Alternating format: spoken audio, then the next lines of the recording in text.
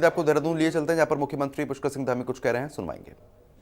अगर हम उसकी बात करें तो वो स्रोत भी बहुत ही असीमित है और ये हमारे पर्यावरण को भी बड़े स्तर पर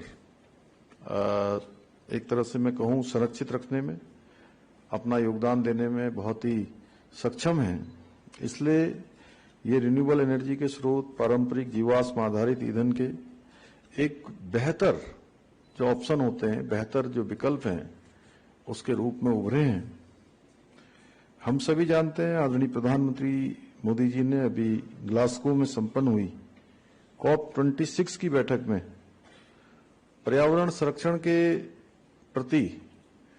जो हमारे देश की दुनिया के लिए प्रतिबद्धता है, वो प्रतिबद्धता व्यक्त की है और आदरणीय प्रधानमंत्री जी ने भारत से जो कार्बन उत्सर्जन को खत्म करने की दिशा में महत्वपूर्ण कदम उठाते हुए पंचामृत कार्य योजना के तहत भारत में वर्ष 2030 तक 500 गीगावाट नवीनीकरण ऊर्जा उत्पादन का लक्ष्य रखा है। इसके साथ ही एक लंबी दीर्घकालिक योजना 2070 तक 2070 तक देश को नेट जीरो यानी कार्बन न्यूट्रल बनाने का भी लक्ष्य रखा गया है। आदरणीय प्रधानमंत्री जी ने हाइड्रो उत्पादन और उद्योगों में जो स्वच्छ ऊर्जा है उसको बढ़ावा देने हेतु राष्ट्रीय हाइड्रोजन मिशन की शुरुआत के साथ ही ऊर्जा दक्षता ब्यूरो इसकी भी स्थापना करने का काम किया है और आज प्रधानमंत्री कुसुम योजना के तहत किसानों को सौर पंप, सौर ऊर्जा संयंत्रों की स्थापना के लिए जो सब्सिडी प्राप्त हो रही है, समर्थन प्राप्त हो रहा है, जिससे कृषि क्षेत्र में जो हमारी रिन्यूएबल एनर्जी का उपयोग है वो तेजी से बढ़ रहा है। भाइयों बहनों, हमारे प्रदेश में सौर ऊर्जा और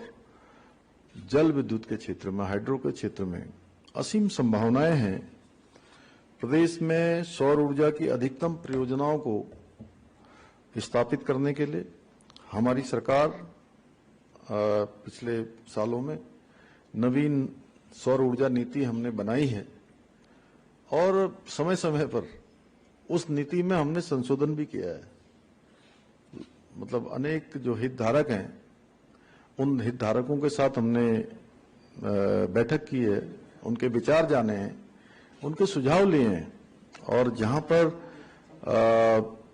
नीति में शिथिलीकरण करना है या कोई नई चीज जोड़नी है, वह भी हमने स्वीकार करने में कोई देरी नहीं की है। हमने 2000 वर्ष 25-26 तक राज्य के सभी शासकीय भवनों पर सोलर प्लांट स्थापित करने का लक्ष्य रखा है और हमारे इस वर्ष के सामान्य बजट में उसमें बजट की भी हमने